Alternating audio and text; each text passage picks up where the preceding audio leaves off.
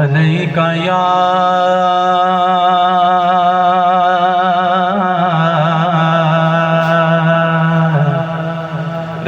رسول الله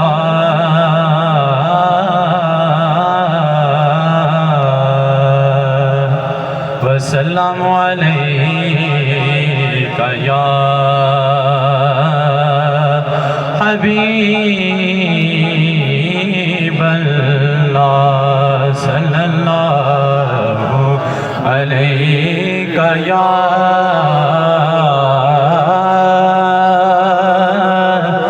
رسول الله وسلام عليك يا حبيب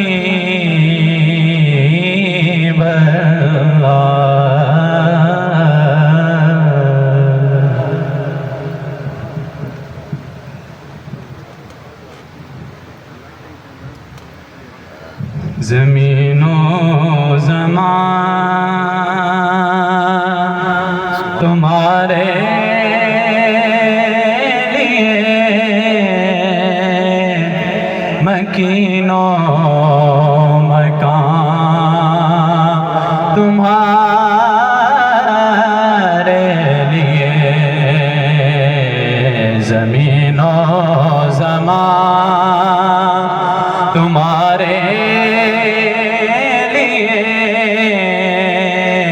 مکین و مکان تمہارے لیے، چنین و چنا تمہارے لیے، بنے دو جہاں تمہارے لیے، دخل میں زبان تمہارے لیے، بدل میں جان تمہارے لیے، دخل میں زبان تمہارے لیے، بدل میں جان تمہارے لیے، ہمارے جہاں تمہارے لیے، اٹھے بھی وہاں تمہارے لیے، زمین و زمان تمہارے لیے،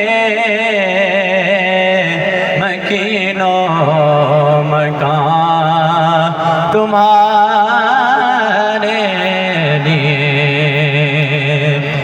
اشارے سے چاند چیر دیا،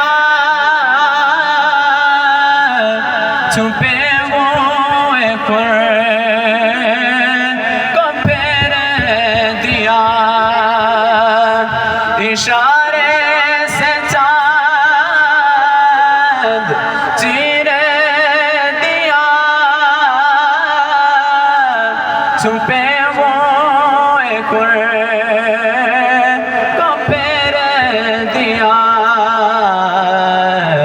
گئے ہوئے دن کو اثر کیا،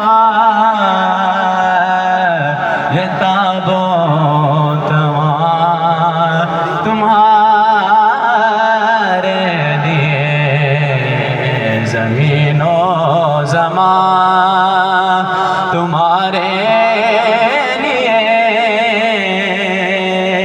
مکین و مکان تمہارے لیے، سباغ چلے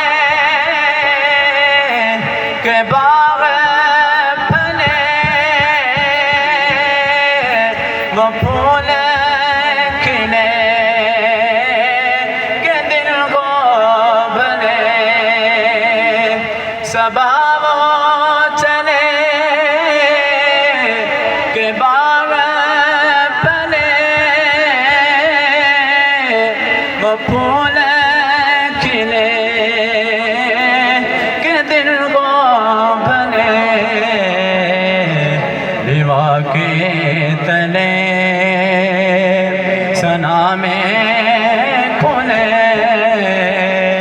رضا کی زبان تمہارے لیے، لیوا کے تلے ثنا میں کھلے، رضا کی زبان تمہارے لیے، زمین و زمان تمہارے لیے، مکین و مکان تمہارے لیے، چنین و چنا تمہارے لیے، तने दो जहां तुम्हारे लिए। والصلاة والسلام على سيد الأنبياء والمرسلين وعلى آله وأصحابه أجمعين. قال الله تبارك وتعالى في القرآن المجيد والفرقان الحميد: وأما بنعمة ربك فحدث. صدق الله العظيم وصدق رسوله النبي الكريم العمين. ولد الهدى فالكائنات ضياء، ولد الهدى فالكائنات ضياء، وفم الزمان تبسم وثناء، الروح والملأ والملائكة حوله للدين والدنيا به بشرى. أيها الأصدقاء، أحدثكم عن سيرة النبي العاصمة وشرفه للإنسان عامة وللمسلمين خاصة. كان مولده عليه الصلاة والسلام في يوم الاثنين 12 من شهر ربيع الأول من عام الفيل. ولما سئل النبي عليه الصلاة والسلام عن صيام يوم الاثنين أجاب وقال: فيه ولدت وفيه أنزل عليه. أن ميلاده عليه الصلاة والسلام يصادف اليوم 20 من شهر نيسان، وذلك في عام 571 ميلاده. وقصته مولد النبي عليه الصلاة والسلام: روي ابن سعد أن عامرة بنت وهب لما ولد النبي عليه الصلاة والسلام خرج معه نور أضواء قصور الشام، وسقطت 14 شفرة من إيمان كسرى، وانتفعت نار المجوس التي كانوا يعبدونها، وهي علامة خارقة للعادة البشرية وخارقة عن المعروف، دلت على ميلاد النبي المصطفى. أيها الأصدقاء، قد ولد النبي عليه الصلاة والسلام يتيما لوفاة والده وهو جنين في بطن أمه، وبعثته على ميلاد النبي المصطفى صلى الله عليه وسلم، وبعثته من أكبر وعظيم النعمة للبشرية. المسلم يشكر الله على هذه النعمة لقوله سبحانه: كما أرسلنا فيكم رسولا منكم يتلو عليكم آياتنا ويزكيكم ويعلمكم الكتاب والحكمة ويعلمكم ما لم تكونوا تعلمون فاذكروني أذكركم واشكروا لي ولا تكفرون. فهو صلى الله عليه وسلم الذي أخرجنا من الظلمات إلى النور والضلالة إلى الهدى، وذلك بما آتاه الله تعالى إذ جاءه من القرآن الكريم والسنة المشرفة.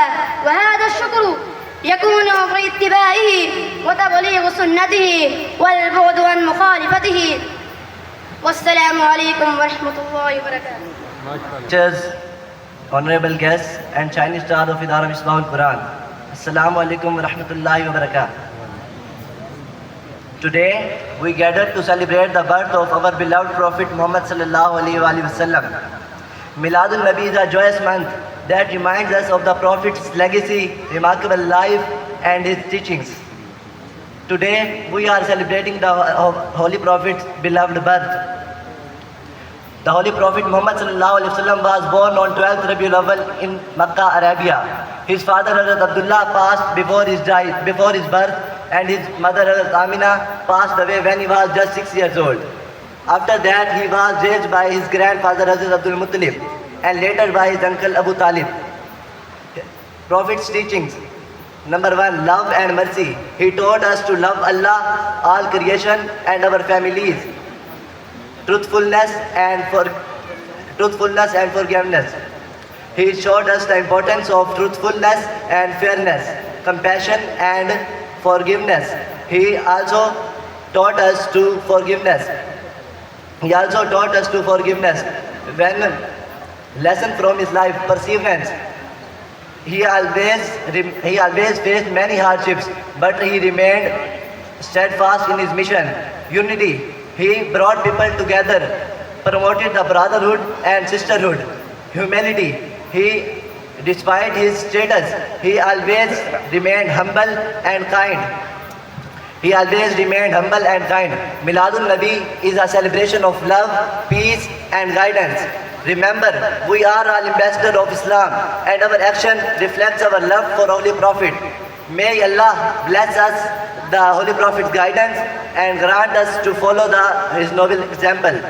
Ameen. Wa ma alayya illa al-balagh al-mubin. السلام عليكم ورحمة الله وبركاته. وعليكم السلام ورحمة الله وبركاته. كيف حالك يا أخي؟ أنا بخير والحمد لله. وكيف حالك يا صديقي؟ الحمد لله على كل حال.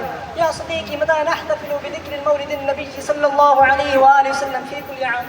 نحتفل بذكر المولد النبي صلى الله عليه وسلم في يوم 12 من شهر ربيع الأول. هل كانت ولادته خير وبركة للإنسانية؟ نعم، فقد كان مولده صلى الله عليه وسلم مولد خير وبركة للخلق أجمعين، المبعوث رحمة للعالمين. في أي يوم وشهر ولد سيدنا محمد صلى الله عليه وآله وسلم؟ ولد سيدنا محمد صلى الله عليه وسلم في يوم الاثنين من شهر ربيع الأول من عام الفيل. لما سئل عن صيام اليوم الاثنين ماذا قال؟ قال ذلك يوم ولدت فيه ويوم بعثت فيه. يا صديقي، أين ولد سيدنا محمد صلى الله عليه وآله وسلم؟ ولد سيدنا محمد صلى الله عليه وسلم بدوار الكعبة الشريفة في شعب بني هاشم بجانب الشرقي المكة المكرمة. يا أخي، في أي نص دليلا على جواز عمل مولد النبي صلى الله عليه وآله وسلم؟ شكر الله على نعمة المولد والرسالة. يجب شكر الله تعالى علينا بأن أكرمنا برسوله صلى الله عليه وسلم. هل تجديد مواسم الفرح بنعم الله تعالى وفضله على خلقه يدل على الإقرار بنعمة الفضل؟ نعم، وهو أمر من الله تعالى لعبادته بتكرار هذه المواسم وتعاهدها. حدث. ما شاء الله. يا هل محبة رسول الله صلى الله عليه وسلم أصل من أصول الإيمان؟ نعم، لأن المحبة القبلية هي أولى علامات الأقرار والاعتراف بأن الفضل لا يمكن أحدكم حتى أكون أحب إليه من والده وولده والناس أجمعين. يا صديقي، كيف مظاهر إحياء بذكر مولد النبي صلى الله عليه وآله وسلم؟ هناك عدة مظاهر لإحياء ذكر مولد النبي صلى الله عليه وسلم. فقد شرف الله بعد أنبيائهم يوم ولادتهم، فقال على لسان نبيه عيسى عليه السلام: والسلام علي يوم ولدت. وقال يوم مولد يحيى عليه السلام: وسلام عليها يوم ولده. ما شاء الله، فجزاكم الله خيرا عن هذه العلامات القيمة عن ذكر الرسول صلى الله عليه وآله وسلم. شكرا لحسن سماعتك. يا صديقي، لا تنسانا من صالح من دعائك. أنت كذلك. إلى اللقاء. مع السلامة. الحمد لله رب العالمين والصلاة والسلام على أكرم الأولين والآخرين وعلى آله الطيبين الطاهرين وأصحابه المكرمين المعظمين. أما بعد، فأعوذ بالله من الشيطان الرجيم. بسم الله الرحمن الرحيم. يا أيها النبي إنا أرسلناك شاهدا ومبشرا ونذيرا وداعيا إلى الله بإذنه وسراجا منيرا. صدق الله مولانا العظيم وبلغنا رسوله النبي الكريم ونحن على ذلك من الشاهدين والشاکرین والحمد للہ رب العالمین. درود پاک محبت سے باواز بلند پڑھیے. اللہم صلی علی سیدنا و مولانا محمد معدن الجود والکرم والی وبارک وسلم. باواز بلند ایک بار پھر پڑھیے. اللہم صلی علی سیدنا و مولانا محمد معدن الجود والکرم والی وبارک وسلم. صلاة و سلام علیکہ یا رسول اللہ، یا نبی اللہ، یا حبیب اللہ. مقتدر علماء کرام، ارباب علم و دانش، معززین شہر، اساتذہ کرام، عزیز طلباء، حضرات و خواتین، میرے سامنے تشریف فرما میرے دوستوں، بھائیوں اور عزیزوں، ادارہ مصباح القرآن کی طرف سے یہ وقی اجتماع موقع اور محل کی مناسبت سے ماہ ربیع الاول کے تعلق سے اس کا انعقاد کیا گیا۔ یہ ادارہ اس شہر کے اہل سنت و جماعت کے اداروں میں گو اس کو قائم ہوئے زیادہ عرصہ نہیں ہوا، ایک ممتاز ادارے کی حیثیت سے ابھرا ہے۔ ابھی آپ نے ان طلباء کی انگلش میں عربی میں گفتگو ملاحظہ کی، جس سے آپ نے بخوبی اندازہ لگایا کہ اس ادارے کی کارکردگی کتنی بہتر ہے اور مثالی ہے۔ اللہ رب العزت سے ہماری دعا ہے کہ اللہ کریم اس ادارے کو مزید ترقیوں کی راہوں پر گامزن فرمائے اور اس ادارے کے بانیان محتمم، اس ادارے کے متعلقین، اس کے پرنسپل پروفیسر ڈاکٹر محمد اکرم صاحب الازہری، اللہ کریم ان کی کاوشوں کو اپنی بارگاہ میں مقبول فرمائے۔ میں نے موقع کی مناسبت سے ایک آیت مبارکہ مشہور و معروف پڑھی۔ اللہ رب العزت ارشاد فرماتا ہے، یا ایھا النبی، اے نبی محترم، انا ارسلناک شاہدا، ہم نے آپ کو شاہد بنایا، ومبشرا ونذیرا، خوشخبریاں دینے والا، ڈر سنانے والا بنا کر بھیجا، وداعیا الی اللہ باذنہ، اور اللہ کے حکم سے اس کی طرف بلانے والا بنا کر بھیجا، وسراجا منیرا، اور چمکا دینے والا چراغ و سورج بنا کر بھیجا۔ اس آیت مبارکہ کی تفصیل میں جانے کا وقت نہیں ہے۔ اس کا آخری حرف، اس کا آخری جملہ اور اس کے جو آخری الفاظ ہیں، یہ ہمارے موضوع سے بہت گہری مناسبت رکھتے ہیں۔ اللہ نے اپنے محبوب کو قرآن کریم میں جا بجا مختلف خطابات سے، القاب سے، اوصاف سے ذکر فرمایا، اور اس آیت مبارکہ میں آپ کے جس وصف نورانی کا تذکرہ فرمایا وہ ہے سراج منیر۔ سراج عربی زبان میں چراغ کو کہتے ہیں، اور منیر کہتے ہیں جو آگے اس نور کو بڑھائے، نور کو پھیلائے۔ تو اللہ نے اس آیت مبارکہ میں اپنے محبوب کو سراج منیر کے الفاظ سے یاد فرمایا، جس کے معنی یہ ہے کہ نبی پاک صلی اللہ تعالیٰ علیہ وسلم جب اس ظلمت کدے میں تشریف لائے تو آپ نے اسے ظلمتوں سے نکالا، اندھیروں سے نکالا، اور کیسے اجالے عطا فرمائے۔ اس ظلمت کدہ میں آپ سراج منیر بن کر تشریف لائے۔ قرآن کریم چاہتا تو آپ کی وصف نورانیت کو شمس کہہ کر بیان فرماتا،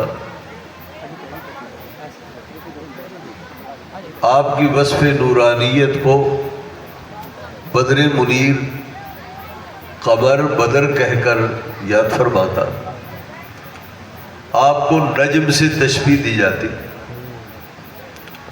اللہ رب العزت نے اس آیت مبارکہ میں نہ آپ کو شمس کہا، نہ قمر و بدر کہا، نہ آپ کو نجم کہا.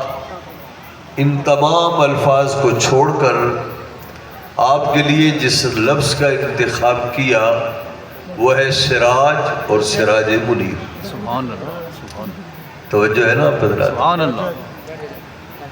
سورج اس لیے نہیں فرمایا کہ سورج جو ہے وہ مجسم آگ ہے، جو اس کے قریب جائے وہ جل کر خاکستر ہو جائے. اور آپ کی ذات والا تو ایسی نہیں ہے کہ جس کو آپ کا قرب ملے وہ جل جائے اور راکھ ہو جائے. آپ کو 14ویں کا چاند اور چاند بھی نہیں قرار دیا، اس لیے کہ چاند روشن ہے، چاند میں نور ہے، لیکن چاند کا نور اپنا نہیں ہے. اور جو ستارہ ہے وہ ان دونوں روشن اجرام سے چھوٹا بھی ہے، اور اس کا جو نور ہے وہ بھی مستعار ہے، وہ بھی مانگا ہوا ہے. تو اللہ رب العزت نے ان تمام الفاظ کو چھوڑ کر آپ کے لیے سراج و چراغ کا انتخاب فرما کر یہ بتا دیا کہ جو چراغ ہوتا ہے اس کو اللہ نے یہ صلاحیت دی ہے کہ ایک چراغ سے کروڑوں چراغ روشن کیے جا سکتے ہیں. اس لیے اللہ نے اپنے محبوب کو ان کی روشنی کو، ان کے اجالوں کو اور ان کے نور کو بجائے ان 3 چیزوں کی تشبیہ دینے کے سراج سے تشبیہ دی، جس کے معنی یہ ہے کہ انوار کا حصول بھی آسان ہو، اور آپ کا جو وصف منیر ہے وہ زیادہ سے زیادہ دنیا میں پہنچ سکے اور دنیا کو اسے انارت کا فیضان پہنچ سکے. اور ایسا فیضان پہنچا کہ جو آپ سے جڑ گیا وہ اپنے زمانے کا ہدایت کا نور اور ستارہ ثابت ہوا. اس لیے نبی پاک صلی اللہ علیہ وسلم نے فرمایا اصحابی کالنجوم بأیہم اقتدیتم اہتدیتم. میرے جتنے صحابہ ہیں وہ ہدایت کے ستارے ہیں، جو ان کے دامن میں سے ایک سے بھی وابستہ ہو گیا اس نے ہدایت و نجات کو حاصل کر لیا. اور اللہ نے اپنے محبوب کو اس آیت مبارکہ میں منیر کہہ کر یہ بتایا آپ کا نور اپنی ذات تک محدود نہیں. اللہ نے آپ کو وہ وصف نور عطا فرمایا کہ جو آپ کے قریب ہوا اور ہوتا گیا، نبی پاک صلی اللہ علیہ وسلم کی برکتوں سے وہ بھی نور بنتا گیا اور وہ ہدایت پا کر وہ بھی منور ہوتا چلا گیا. اس کے علاوہ آپ یہ دیکھیے حضور نبی پاک صلی اللہ تعالیٰ علیہ وسلم نے ایک موقع پر ارشاد فرمایا، میں کہا کرتا ہوں سید عالم صلی اللہ تعالیٰ علیہ وسلم نے اپنا میلاد منایا بھی اور حضور نے اپنا میلاد پڑھا بھی. توجہ ہے؟ سید عالم صلی اللہ علیہ وسلم نے اپنا میلاد منایا بھی اور حضور نے اپنا میلاد پڑھا بھی. ابھی ایک بچہ عربی میں گفتگو کر رہا تھا. نبی پاک صلی اللہ تعالیٰ علیہ وسلم ہر پیر کو روزہ رکھتے تھے. صحابہ کرام نے پوچھا یا رسول اللہ حضور ہر پیر کو روزہ کیوں رکھتے ہیں؟ تو آپ نے فرمایا ذاک یوم فیہ ولدت وفیہ انزل علیہ. میں پیر کے دن اس لیے روزہ رکھتا ہوں کہ پیر کا دن وہ سعادت کا دن ہے کہ جس میں اللہ نے مجھے پیدا کیا، میں اس میں پیدا ہوا، اور یہ وہ دن ہے کہ جس دن میں اللہ نے مجھ پر قرآن کریم کو نازل فرمایا. تو سید عالم صلی اللہ علیہ وسلم اس پیر کے دن اپنی ولادت کی خوشی میں آپ روزہ رکھتے تھے، جس کے معنی یہ ہوئے کہ سید عالم صلی اللہ تعالیٰ علیہ وسلم ہر سال اپنا میلاد نہیں، ہر مہینے اپنا میلاد نہیں، بلکہ ہر ہفتے میں ایک دن اپنا میلاد منایا کرتے تھے۔ اور حضور سید عالم صلی اللہ علیہ وسلم نے اپنا میلاد منایا بھی، اور حضور نے اپنا میلاد پڑھا اور بیان بھی فرمایا۔ سید عالم صلی اللہ علیہ وسلم نے فرمایا وَسَأُخْبِرُكُمْ عَنْ أَوَّلِ أَمْرِي، میں اپنے معاملے میں شروعات سے اور آغاز سے آپ کو بتاتا ہوں۔ أَنَ دَعْوَةُ إِبْرَاهِيمَ وَبَشَارَةُ عِيسَىٰ وَرُؤْيَا أُمَّتِي الَّتِي رَأَتْ حِينَ بَضَعَتْنِي، فرمایا لوگوں سنو، میں حضرت ابراہیم کی دعا ہوں، میں حضرت عیسیٰ کی بشارت ہوں۔ حضرت ابراہیم کی کیسے دعا ہوں؟ جب انہوں نے حرم مکہ میں آ کر اللہ کا گھر بنایا تو اللہ رب العزت سے بستی کا بھی سوال کیا اور اللہ سے دعا کی، مالک و مولا یہاں ایک ایسا شہر آباد فرما جو فتنے فساد سے دور ہو اور وہ بلد آمن ہو، اور اے اللہ اس شہر کے باشندوں میں ایک ایسا رسول عظمت والا عطا فرما جو انہی میں سے ہو۔ تو میں حضرت ابراہیم کی بشارت ہوں، میں حضرت عیسیٰ علیہ السلام، میں حضرت ابراہیم کی دعا ہوں اور حضرت عیسیٰ علیہ السلام کی بشارت ہوں۔ انہوں نے اپنی قوم بنی اسرائیل میں میرا تذکرے فرمائے اور انہوں نے اپنی قوم کو بتایا میں آخری نبی نہیں ہوں، میرے بعد ایک بہت بڑی شخصیت نے آنا ہے جنہیں اللہ نے نبی آخر الزمان قرار دیا، جو میرے بعد تشریف لائیں گے۔ وہ مبشرم برسولی یاتی من بعد اسمہ احمد، میرے بعد ایک ایسی ہستی آنے والی ہے جن کا نام احمد ہوگا، وہ رسول گرامی ہوں گے، وہ اللہ رب العزت کے زبردست پیغمبر ہوں گے۔ تو گویا حضور یہ فرما رہے ہیں میرے چرچے میری پیدائش کے بعد کرۂ ارض پر ظاہر نہیں ہوئے، میری پیدائش سے پہلے بھی نبیوں کی امتوں میں اللہ نے میرے چرچوں کا انتظام فرمایا۔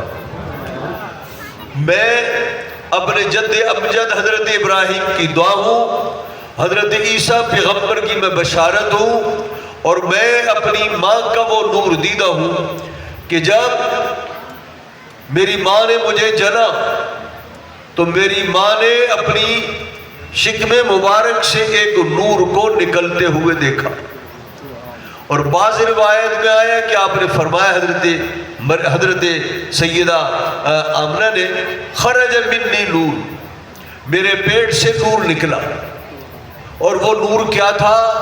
مکہ مکرمہ سے لے کر ملک شام کی ساری راہیں اس نور کے آگے روشن ہو گئی۔ صرف وادی مکہ نہیں، مکہ مکرمہ کی گلیاں نہیں، آمنہ کا صرف گھر نہیں، بلکہ ملک شام تک ایسی روشنی پھیلی کہ میں نے گھر کی چار دیواری میں بیٹھ کر میں نے ملک شام کے محلات کو اپنی آنکھوں سے دیکھ لیا۔ جس کے معنی یہ ہے کہ اے دنیا والوں، میں نے جس ہستی کو جنا وہ ایک ایسا نور ہے، وہ ایک ایسا اجالا ہے جس کی نورانیت اور جس کی چمک اور دمک صرف وادی مکہ تک محدود نہیں، بلکہ ان کے جو اجالے ہیں اور ان کے جو انوار ہیں، ان کے جو تجلیات ہیں، وہ یہاں تک محدود نہیں، وہ پورے عالم میں پھیلیں گے، وہ ملک شام تک جائیں گے۔ یا آپ کی والدہ ماجدہ نے پیدائش کے وقت نبی پاک صلی اللہ علیہ وسلم کے اجالے کو، حضور کی نورانیت کا تذکرہ فرمایا۔ ایک بات ذہن میں رکھیے گا، آج ہمارے دور میں دیہاتوں میں بھی لائٹ ہے، بجلی ہے، دن ہو رات ہو کوئی کام ہو تو لائٹوں کی روشنی میں کام کیے جاتے ہیں۔ دن میں بھی کام ہوتا ہے اور رات میں بھی کام ہوتا ہے۔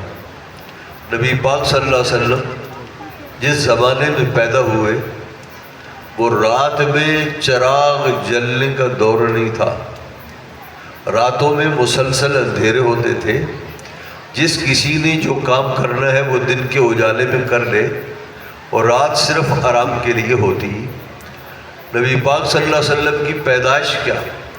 جب سید عالم صلی اللہ تعالیٰ علیہ وسلم نے اعلان نبوت فرمایا، جب سے لے کر آپ کے وصال تک لوگوں کے گھروں میں چراغ نہیں جلتا تھا، لوگوں کے گھروں میں چراغ نہیں جلتا، یہ حدیث میں ہے۔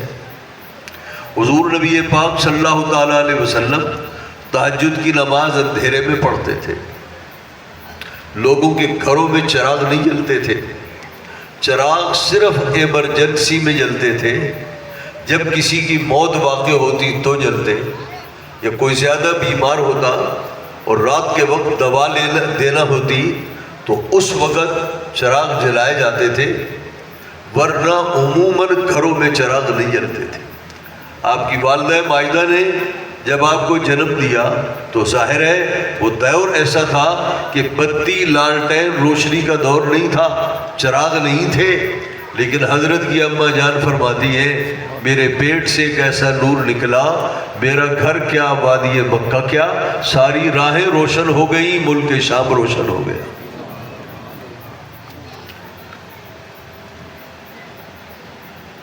حضرت سیدہ آمنہ فرماتی۔ اچھا یہ بتائیے، حضور نے اپنا میلاد بیان فرمایا، انا دعوت ابراہیم بشارت عیسیٰ و رویا امی، حضور نے اپنا میلاد بیان کیا، اور حضرت کی اماں جان بھی میلاد بیان کر رہی ہیں۔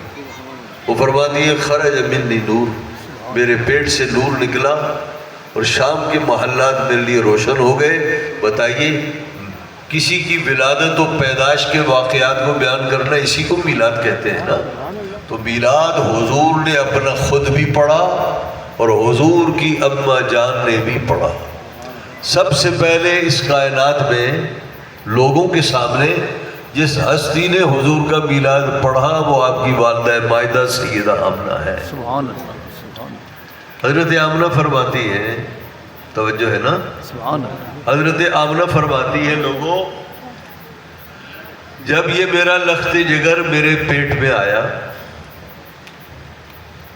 مجھے ان کے وجود کا احساس نہیں ہوا، اور جب وجود کا احساس ہوا اور میرے اندر تھوڑا سا پیٹ میں بوجھ محسوس ہوا اور مجھے عورتوں نے بتایا کہ تم حاملہ ہو، تو فرمایا کہ حمل کے دنوں میں عمومی طور پر جو عورتیں تکالیف محسوس کرتی ہیں ان میں سے کوئی ایک تکلیف بھی میرے قریب نہیں آئی،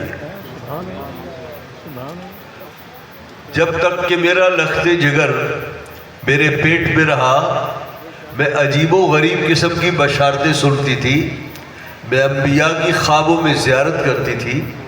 کبھی حضرت آدم میری خواب میں تشریف لاتے، سبحان اللہ، کبھی حضرت ابراہیم تشریف لاتے، کبھی حضرت نوح حضرت عیسیٰ علیہ السلام تشریف لاتے، کبھی حضرت مریم تشریف لاتی، کبھی حضرت حوا تشریف لاتی، کبھی حوران جنت تشریف لاتی، اور یوں مجھے خوابوں میں بشارتیں سنائی جاتی۔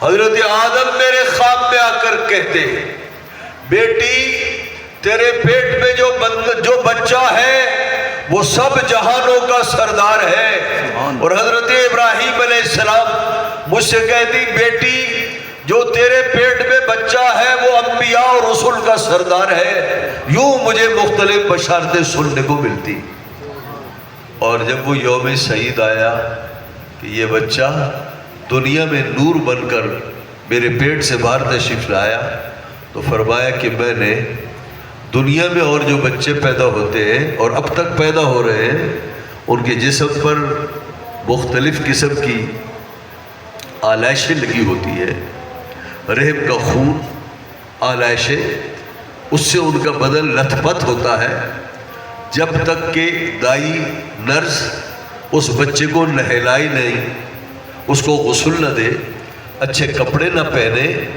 کوئی آنکھ دیکھنے کو تیار نہیں ہوتی۔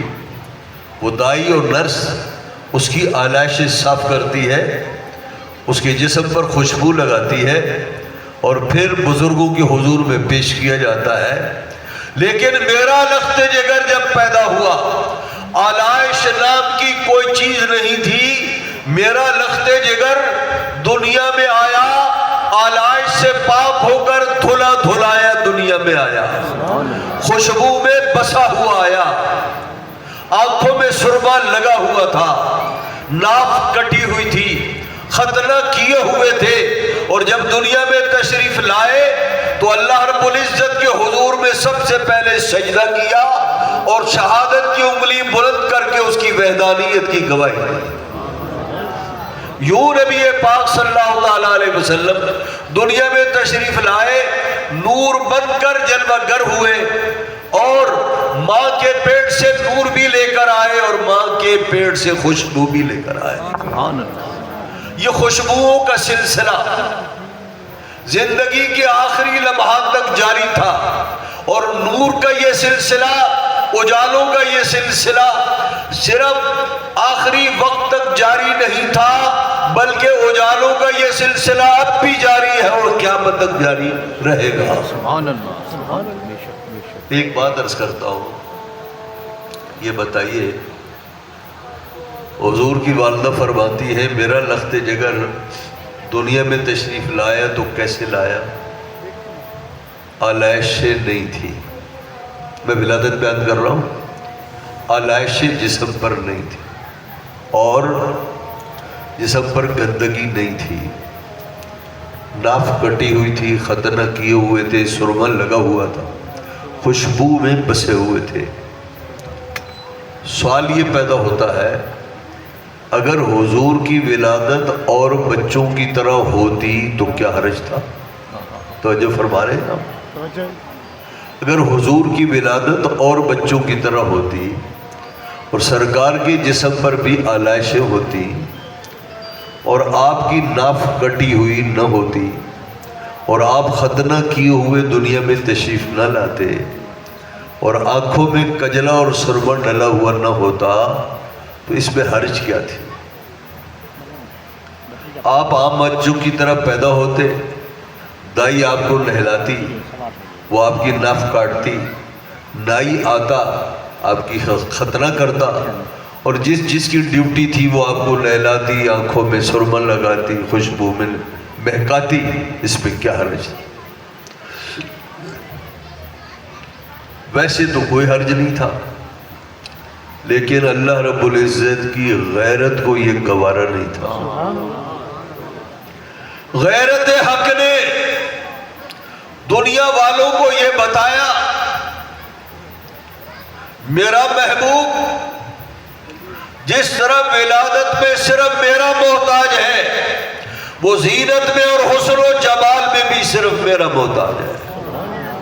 کل دنیا کا کوئی انسان آ کر یہ نہ کہے یا رسول اللہ نہلایا میں نے تھا، خوشبو میں بسایا میں نے تھا، جسم کی آلائش صاف میں نے کی تھی، ختنہ میں نے کیا تھا، دائی کہتی ناف میں نے کاٹا تھا، سرما میں نے آپ کو لگایا تھا، حسین و جمیل میں نے بنایا تھا۔ غیرت حق نے کہا میرے محبوب کو جیسے پیدا میں نے کیا، حسن و جمال بھی بس میں نے ہی عطا فرمایا۔ سبحان اللہ، سبحان اللہ، واہ جی واہ، واہ جی واہ۔ تو حضرات محترم، یہ سلسلے نور کے جاری رہے، بعد میں بھی جاری رہے۔ جس ہستی کو اللہ نے نور کی صورت بخشی، یہ نور کے اجالے ہمیشہ ہمیشہ رہے، بلکہ ترقی کی طرف گامزن رہے۔ حضرت عبداللہ ابن عباس نبی پاک صلی اللہ علیہ وسلم کے چچا زاد ہیں، اور وہ نبی پاک صلی اللہ علیہ وسلم کے قریب ترین انسان ہیں۔ وہ فرماتے ہیں کانا رسول اللہ صلی اللہ تعالی علیہ وسلم افلج السنیتین اذا تکلم رؤیا کالنور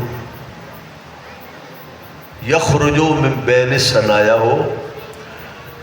فرمایا میرے رسول کی شان یہ تھی افلج السنیتین، حضور کے دونوں ثنایا میں فاصلہ تھا، یہ سامنے کے دو دانت ہیں، ان کو ثنایا کہتے ہیں۔ اوپر کے دانت ثنایا علیہ، ہمارے قاری صاحبان اساتذہ پڑھاتے ہیں، اور نیچے کے ثنایا سفلا۔ تو اوپر کے ثنایا، اوپر کے دو دانت اور نیچے کے دو دانت۔ سید عالم صلی اللہ علیہ وسلم کے یہ جو اوپر اور نیچے کے دونوں دانت ہیں، ثنایا ہیں، ان میں ذرا سا فاصلہ تھا، ذرا سی چھری تھی، جسے پنجابی میں کہتے ہیں ذرا سی وتھ تھی، وتھ۔ تو دونوں دانتوں میں ذرا سا فاصلہ تھا۔ تو عبداللہ ابن عباس فرماتے ہیں سید عالم صلی اللہ تعالی علیہ وسلم کے اوپر اور نیچے کے دونوں دانتوں کے بیچ میں ذرا سا فاصلہ تھا۔ جب حضور گفتگو فرماتے تھے ان جھریوں سے نور پھوٹتا تھا۔ جب حضور گفتگو فرماتے تھے تو ان جھریوں سے نور پھوٹتا تھا، نور آشکارا ہوتا تھا، یوں معلوم ہوتا تھا یہ حضور کے ثنایا کی جھریاں نہیں، نور کی کھڑکیاں ہیں، جہاں سے نور چھنتا ہوا محسوس ہوتا۔ یہ کون ہستی ہے؟ عبداللہ ابن عباس ہے۔ اور صحابۃ کلہم عدول، جتنے صحابہ ہیں سارے سچے ہیں، کوئی جھوٹا نہیں۔ تو انہوں نے اپنی آنکھ کا مشاہدہ کیا کہ حضور جب بولتے تھے تو نور دکھائی دیتا تھا۔ اور حضرت ابو ہریرہ فرماتے ہیں ما رأیت احدا احسن من رسول اللہ صلی اللہ علیہ وسلم کأن الشمس تجری فی وجہی، میں نے حضور جیسا حسین و جمیل آج تک کسی کو نہیں دیکھا، یوں محسوس ہوتا تھا کہ آپ کے چہرے مبارک میں سورج ہے جو گردش کر رہا ہے۔ کأن الشمس تجری فی وجہی۔ تو معلوم ہوا ماں کے پیٹ سے جو نور لے کر آئے تھے اس نور میں کوئی کمی نہیں ہوئی، وہ خود بھی نور ہے، جو نظام لائے وہ بھی نور، جو قرآن لے کر آئے وہ بھی نور، جو فرامین لے کر آئے وہ نور، خود بھی نور۔ کون سا نور؟ ہدایت کا بھی نور، علم کا بھی نور، ظاہر کا بھی نور، باطن کا بھی نور۔ ہدایت کا نور، سچائی کا نور، نور علی نور۔ آنکھیں بھی نور، کان بھی نور، زبان بھی نور، سارے کا سارا پیکر نور۔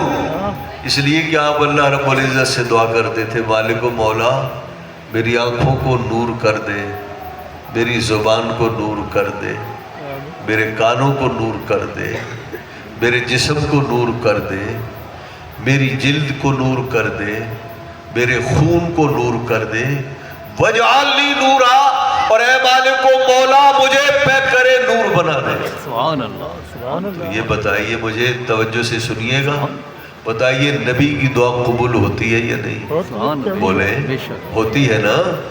تو جب حضور کسی کے لیے نور کی دعا مانگے تو وہ نور ہو جائے، اور حضور اپنے لیے نور کی دعا مانگے تو نور ہوں گے یا نہیں ہوں گے؟ تو بھائی ہماری مت مانو، حضور کی مانو۔ نبی پاک صلی اللہ تعالیٰ علیہ وسلم کو اگر پہلے نور نہیں مانتے تو کم سے کم اس دعا کے بعد تو حضور کو نور مانو۔ اس لیے کہ نبی پاک صلی اللہ علیہ وسلم وہ ہستی ہے جو مستجاب الدعوات ہے، اگر حضور کی دعا قبول نہیں ہوگی پھر کس کی دعا قبول ہوگی؟ تو حضور نور، جو لے کر آئے وہ نور، جو کتاب لے کر آئے وہ بھی نور، جو نظام لے کر آئے وہ نور۔ اور نور کے یہ سلسلے اب تک جاری ہے، قیامت تک جاری رہیں گے، ساری دنیا اس نور سے مستفید ہوتی رہے گی۔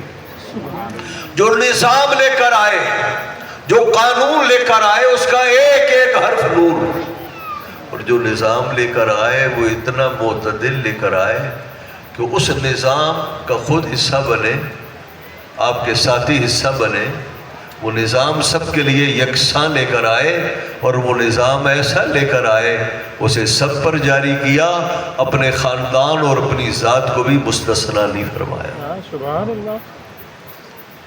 ایسا نظام لے کر آئے کہ اس نظام کے چرچے جہاں جہاں تک پہنچے، لوگ اسے حاصل کرنے کے لیے حضور کی بارگاہ میں پہنچے، اور حضور دنیا سے رخصت نہیں ہوئے کہ سارے کا سارا جزیرۃ العرب اس نور میں ڈوب گیا اور اس نور سے جگمگا اٹھا۔ اللہ میں صرف 2 واقعہ عرض کرتا ہوں، اجازت ہے؟ توجہ ہے؟ 2 واقعہ عرض کرتا ہوں۔ عرب کی دنیا حضور کی آمد سے پہلے ظلمتوں سے لبریز تھی، ظلمتوں میں ڈوبی ہوئی تھی۔ کہیں کوئی ایسی چیز نہیں تھی جہاں ظلمت اور تاریکی نہ ہو، یہاں تک کہ ان کی توحید بھی ظلمتوں میں ڈوبی ہوئی تھی، ان کا رہن سہن بھی ظلمتوں سے عبارت تھا۔ حضور تشریف لائے، سب ظلمتوں سے نکالا، توحید کا اجالا، اخلاق کا اجالا، ہدایت کا اجالا عطا فرمایا۔ سبحان اللہ۔ عورتوں پر ظلم، لوڈیوں پر ظلم، غلاموں پر ظلم، بیٹیوں پر ظلم، وراثت کے بارے میں ظلم، ہر لحاظ سے ظلم اور ظلم۔ حضور سید عالم صلی اللہ علیہ وسلم تشریف لائے، حقوق والوں کو حق ادا کیا، ظلم سے دنیا کو نکالا۔ صنف نازک عورت جس کا کوئی مقام نہیں تھا، اللہ کے محبوب نے زمین سے اٹھا کر حوض سریا پر پہنچایا، اسے عزتیں عطا فرمائی، ماں کی صورت میں عزت دی، بیٹی کی صورت میں عزت دی، بیوی کی صورت میں عزت دی۔ عورت کو عزتوں سے اللہ کے محبوب نے عزتوں میں اسے ڈھانپ دیا اور اسے عزتیں اور عزتیں ہی عطا فرمائی۔ سبحان اللہ، سبحان اللہ، واہ۔ میں آپ کو ایک مثال دیتا ہوں، بخاری شریف کی حدیث ہے۔ حضرت عائشہ ام المومنین فرماتی ہے، میرے پاس ایک لوڈی آتی تھی، وہ عرب کے کسی قبیلے کی وہ لوڈی تھی، اور جب وہ بوڑھی ہو گئی تو قبیلے کے لوگوں نے اسے آزاد کر دیا، تو جو ہے آزاد کر دیا۔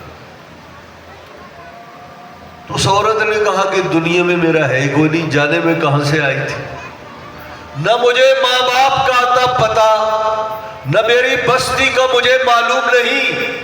میں نے آنکھ یہاں کھولی، شعور یہاں پایا، بڑھاپے تک یہاں رہی، میں یہاں کہاں سے جاؤں، کہاں جاؤں گی؟ ٹھیک ہے، آپ نے مجھے آزاد کیا، مجھے اسی گھر میں ٹھکانا چاہیے۔ وہ لوگوں نے اسی گھر میں اسے ٹھکانا دیا، وہ اس گھر میں رہی۔ اس خاندان کی ایک بچی جس کی نئی نئی شادی ہوئی تھی، وہ سسرال سے آئی اور میکے میں آئی، اور اس گھر میں آئی جس گھر میں یہ لوڈی تھی۔ یہ غسل خانے میں نہانے کے لیے گئی، اس نے ہار پہنا ہوا تھا، اور ہار کا رنگ سرخ تھا، چمڑے کا تھا، اور اس میں کچھ ہیروں کا جڑاؤ تھا۔ اس نے وہ ہار اتارا، چارپائی پر رکھ دیا اور غسل خانے میں چلی گئی۔ واپس آئی تو ہار گم تھا۔ ہمارے ہاں انشاءاللہ ہوگی نا اذان؟ جی کیا فرمایا؟ ہمارے ہاں اذان ہوگی، یعنی اذان یہاں ہوگی، اگر کہیں سے اذان ہوتی ہے تو ہم اپنا سلسلہ جاری رکھیں۔ تو وہ لڑکی، اس نے ہار ڈالا، ایک چیل آئی، اس نے اسے گوشت سمجھا اور وہ اسے چھپٹا مار کر اڑا کر لے گئی۔ جب چیل لے گئی، بچی باہر نکلی، اس نے کہا میرا ہار، تو انہوں نے کہا تلاش کرو۔ تلاش کیا، ہار نہیں ملا۔ اس نے کہا میں تمہارے گھر میں آئی تھی، میں نے خود اتارا، میرا گھر، میرا ہار تمہارے گھر ہی میں گم ہوا ہے، اور چور بھی تمہارے گھر ہی کا ہوگا۔ وہ جو لونڈی ہے وہ کہتی ہے کہ انہوں نے تلاشی لی پورے گھر کی، جب ہار نہ ملا تو انہیں مجھ پر شک ہوا کہ شاید اس نے ہار چرایا ہے۔ اللہ اکبر۔ وہ عورت رو کر کہتی تھی انہوں نے میری تلاشی لی، لیکن وہ جو تلاشی لی وہ انتہائی توہین آمیز انداز میں لی۔ میری تلاشی لی گئی، میری جامہ تلاشی لی گئی، یہاں تک کہ میری عزت و آبرو کا لحاظ بھی نہیں کیا گیا۔ یہاں ان جگہوں کی تلاشی لی گئی کہ جن جگہوں کے بارے میں ہر انسان اس کی حفاظت کرتا ہے۔ آپ سمجھ گئے؟ شرمگاہ کی بھی انہوں نے تلاشی لی۔ جب انہوں نے مجھ پر صرف شک نہیں کیا، میری حرمت کو پامال کیا، میری عزت کو پامال کیا، تو میں نے اللہ رب العزت سے دعا کی، مالک و مولا میں غریب ہوں، میری عزت کی حفاظت فرما، میری عزت کی لاج تیرے ہاتھ میں ہے، اے مالک و مولا مجھے شرمندہ ہونے سے بچا۔ وہ کہتی ہے کچھ دیر کے بعد میں نے دیکھا چیل آئی اور اس نے وہ ہار اسی گھر میں چرپائی کے اوپر ڈال دیا۔ میرے رب نے میری پاکیزگی کو ان کے سامنے ظاہر فرمایا۔ میں نے کہا یہ دیکھو وہ ہار ہے جس کا تم نے مجھ پر الزام رکھا، میری عزت آبرو کبھی پاس نہیں رکھا، یہ گھر اس قابل نہیں کہ جہاں میں رہ سکوں۔ میں نے سنا ہے ایک رحمت للعالمین ہستی آئی ہے، اب میں جاؤں گی تو ان کی دامن پناہ میں جا کر پناہ لوں گی۔ سبحان اللہ، سبحان اللہ، واہ۔ اس نے مدینہ طیبہ کا رخ کیا، حضور کی بارگاہ میں آئی، اور وہ حضرت عائشہ ام المومنین فرماتی ہے وہ جب بھی آتی وہ شعر پڑھتی، وہ کہتی وہ یوم الوشاح من تعاجب ربنا الا انہ من بلدۃ الکفر انجانی۔ وہ یہ کہتی تھی کہ حضرت عائشہ نے کہا یہ اٹھتے بیٹھتے تم یہ شعر پڑھتی ہو، قصہ کیا ہے؟ وہ سارا قصہ سنا کر وہ بتاتی ہے کہ اس شعر کا مطلب یہ ہے وہ یوم الوشاح من تعاجب ربنا، وہ جو ہار کا دن ہے، یہ میرے رب کے عجائب میں سے ایک عجیب بات ہے۔ یہ ہار گم نہ ہوتا مجھے یہ اسلام کی سعادت کہاں سے ملتی؟ وہ ہار گم کیا ہوا؟ اس ہار نے، اس بے عزتی نے مجھے رحمت للعالمین کے قدموں میں مجھے داخل فرما دیا، اس نے داخل کیا، اور یوں اس ہار گم ہونے کے بعد اللہ نے مجھے کفر کی بستی سے نجات عطا فرمائی۔ یہ عورت اندھیرے میں ڈوبی ہوئی تھی نا، تو کہاں تک پہنچی؟ اجالے تک پہنچی۔ پھر حضور کی بارگاہ میں آئی تو حضور نے کیا فرمایا کہ یہ تو غریبوں کی بستی ہے، جاؤ اپنا ٹھکانہ ڈھونڈو، جہاں آئی تھی وہیں نہیں۔ رحمت للعالمین نے سہارا دیا، مسجد نبوی میں اس کے لیے حضور نے ایک جھونپڑی بنائی، یعنی مسجد کی فنا میں جگہ ہوتی ہے، جھونپڑی بنائی۔ وہ عورت جب تک کہ زندہ رہی، حضور کی نگاہوں میں زندہ رہی، اللہ کے محبوب نے اس عورت کو جو جہان کی ٹھکرائی ہوئی تھی، جس کے لیے کوئی جگہ نہیں تھی، اللہ کے محبوب نے جگہ دے کر بتایا کہ ہم ساری دنیا کے غریبوں کے ماوا بھی ہیں، بلجا بھی ہیں، اور ہم بے کسوں کے کس بھی ہیں، بے یار و مددگار کے ہم یار و مددگار بھی ہیں۔ سبحان اللہ، سبحان اللہ، اللہ۔ وہ عورت ساری زندگی مسجد نبوی میں رہی۔ اجازت ہو تو آگے ایک بات کہوں، بیمار ہو گئی تو نبی پاک صلی اللہ علیہ وسلم پوچھنے کے لیے تشریف لائے، حضور عیادت کے لیے تشریف لائے۔ ہے ہم میں سے کوئی آدمی جو غریبوں کو پوچھنے کے لیے اسپیشل جائے؟ ہمارے ہاں جو یہ عادت ہے اس کے لیے بھی ہمارے اپنے قوانین ہیں۔ کوئی بڑا آدمی بیمار ہوگا، ہم نہیں بھی جانتے ہوں گے تو اس کی عیادت کے لیے پہنچ جائیں گے۔ غریب رشتہ دار بھی ہوگا تو سوچتے سوچتے ہم جب جائیں گے تو وہ بیماری سے اٹھ کھڑا ہوگا۔ نبی پاک صلی اللہ تعالیٰ علیہ وسلم اللہ کے محبوب ہیں، ساری کائنات کے مالک ہیں، لیکن یہ عورت جس کا کوئی والی و وارث نہیں، نبی پاک صلی اللہ علیہ وسلم پوچھنے کے لیے تشریف لے جاتے ہیں۔ حضور نے فرمایا یہ مر جائے گی، مجھے لگتا ہے یہ مر جائے گی، اس کا انتقال ہو جائے تو میرے صحابہ مجھے بتانا، میں جنازہ خود پڑھاؤں گا۔ اللہ اکبر۔ اب جنازہ پڑھانے کے معاملے میں بھی ہمارے اصول ہیں، کس کا جنازہ پڑھانا ہے اور کس کا نہیں پڑھانا، لیکن حضور کا کوئی اصول نہیں، بس میرا امتی ہونا چاہیے، مجھے معلوم ہونا چاہیے، میں جنازہ پڑھاؤں گا۔ اللہ یہاں تک کہ وہ عورت آدھی رات کو فوت ہو گئی، صحابہ کرام نے حضور کو اطلاع نہیں دی، اس لیے کہ وہ یہ دن تھے کہ مشہور تھا کہ یہودی حضور سید عالم صلی اللہ علیہ وسلم پر حملہ کسی وقت بھی کر سکتے ہیں، تو صحابہ کرام علیہ الرضوان نے اس نازک موقع پر حضور کو اطلاع نہیں دی، اور جنازہ راتوں رات پڑا۔ صبح اٹھے تو امت کے اس والی نے اس عورت کو یاد کیا، فرمایا اس بڑھیا کا کیا ہوا؟ عرض کیا یا رسول اللہ فوت ہو گئی، جنازہ پڑھ لیا ہم نے۔ فرمایا مجھے اطلاع کیوں نہیں دی؟ عرض کیا یا رسول اللہ اس لیے حضور کو تکلیف نہ ہو۔ فرمایا چلو میرے ساتھ، مجھے بتاؤ اس کی قبر کا نشان بتاؤ، میں اس کی قبر پر جا کر جنازہ پڑھاؤں گا۔ سبحان اللہ سبحان اللہ، اللہ اکبر۔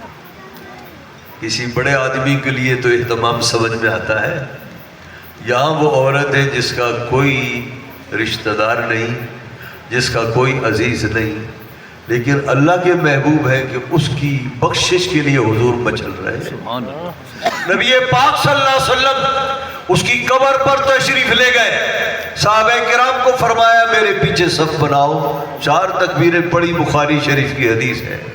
سلام پھرنے کے بعد حضور نے فرمایا، آپ نے ارشاد فرمایا لوگو جب تم میں سے کسی کا انتقال ہو جائے تو جنازے کے لیے مجھے بلایا کرو، اس لیے کہ یہ قبریں اندر گپ اندھیرے سے بھری پڑی ہے، جب میں تمہارا جنازہ پڑھاتا ہوں تو میرے جنازے کی برکت سے اللہ قبر کی ظلمتوں کو اجالوں سے بدل دیتا ہے۔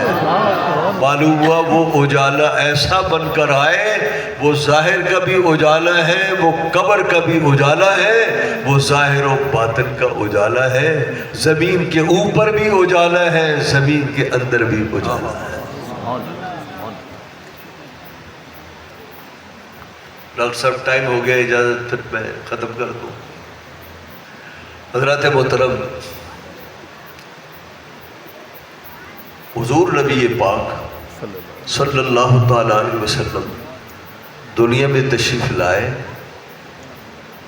آپ نے اپنے معجزے، اپنی ولادت کے واقعات، ان چیزوں کو اپنی زبان سے بتا کر امت کو یہ درس دیا کہ میرا اسوہ تمہارے لیے لائق تقلید ہے، میں اپنا میلاد بیان کرتا ہوں، میرے تم پر احسانات ہیں، ان احسانوں کو یاد رکھتے ہوئے میرا میلاد کیا کرو۔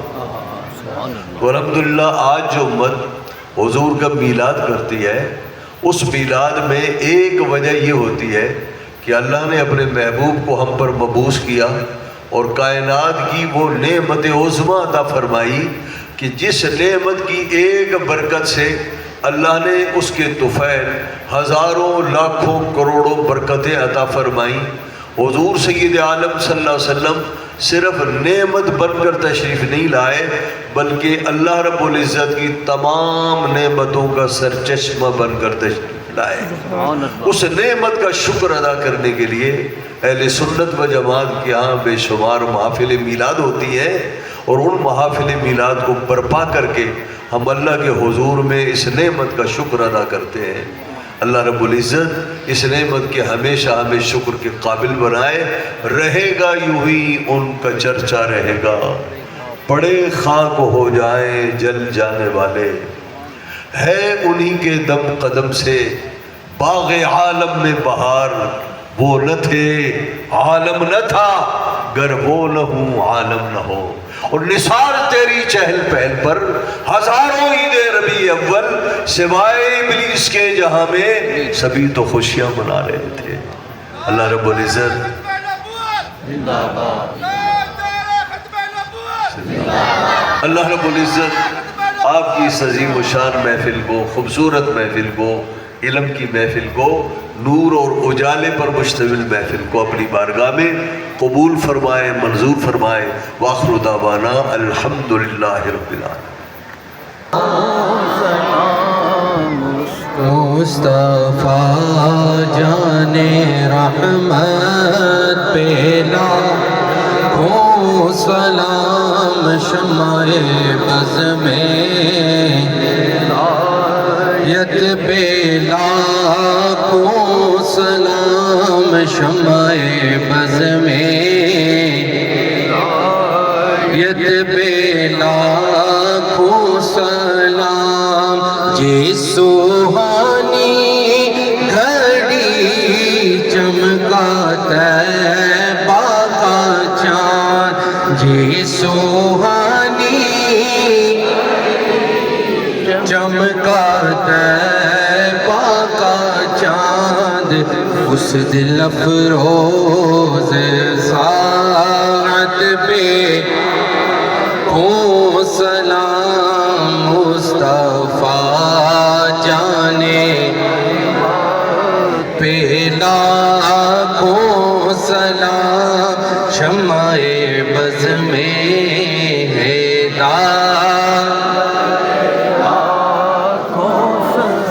اور آسیو تھام لو دامنے مصطفیٰ، آسیو تھام لو دامنے مصطفیٰ، آسیو تھام لو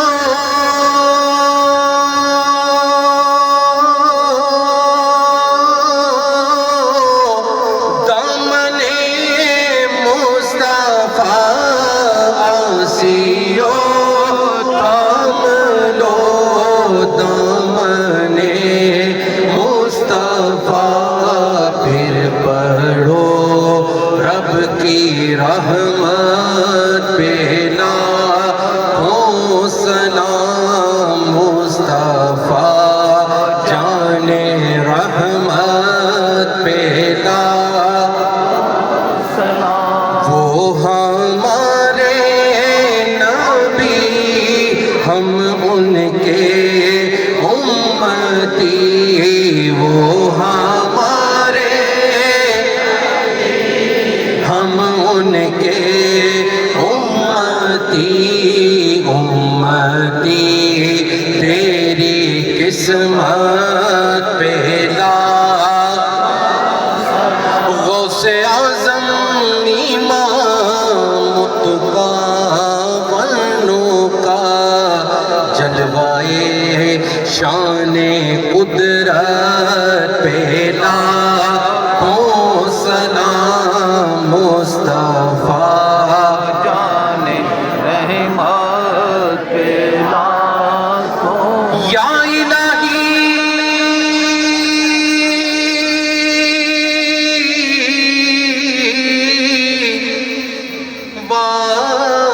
واسطہ ذکر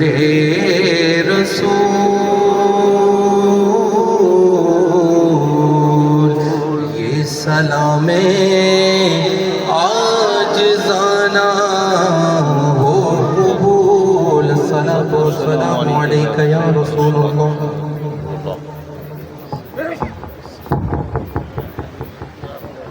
الرحمن الرحیم، الحمدللہ رب العالمین، والصلاة والسلام علی سید المرسلین خاتم النبیین وعلی آلہ واصحابہ اجمعین۔ اللہم احسن عاقبتنا فی الامور کلہا آمین واجرنا من خزی الدنیا وعذاب الآخرہ۔